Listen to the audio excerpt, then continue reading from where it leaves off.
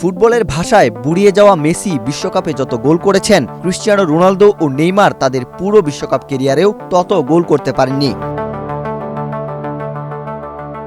সারা জীবন শুনতে হয়েছে club footballer তকমা। জাতীয় দলের জার্সিতে নাকি তিনি নিজেকে মেলে ধরতে পারেন না। অথচ সময়ের পরিহাস দেখুন, আজ বিশ্বকাপের সর্বোচ্চ গোলদাতা লিওনেল মেসি। ফুটবলের প্রচলিত ধারণা অনুযায়ী ৩৫ বছরের পর একজন খেলোয়াড় ক্যারিয়ারের শেষ অধ্যায়ে পৌঁছে যান, কিন্তু সেই বয়সের পরই মেসি বিশ্বকাপে করেছেন ৯টি গোল।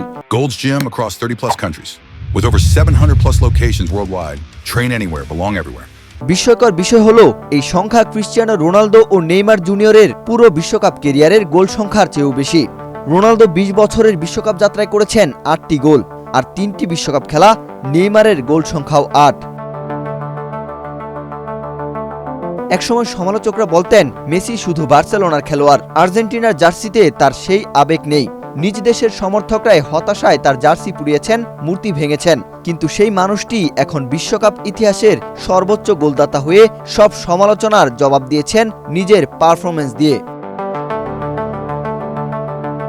আলজেরিয়ার বিপক্ষে দুর্দান্ত পারফরম্যান্সে শুধু সর্বোচ্চ গোলদাতার আসনেই বসেননি, গড়েছেন আরও একাধিক রেকর্ড।